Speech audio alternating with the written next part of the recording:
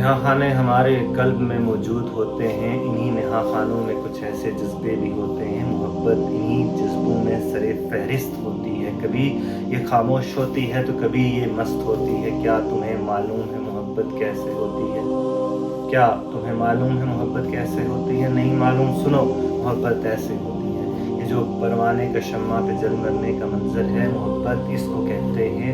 ये जो चंदा के लिए बेचैन मौजों का समंदर है, मोहब्बत इसको कहते हैं। मोहब्बत इसको कहते हैं कि जब किसी तारीक शब में कोई अकेला मर्द खुद को महफूज सा पाए, मोहब्बत इसे कहते हैं। जब कोई किसी की याद में खुद को मजबूर सा पाए, अगर हो जाए लाहक एक तरफा, तो मोहब्बत एक बीमारी है। कभी नींदें चुराती है, कभी जुल्फ़ें बढ़ाती है, कभी यारों की महफ़िल में ये खामोश रखती है।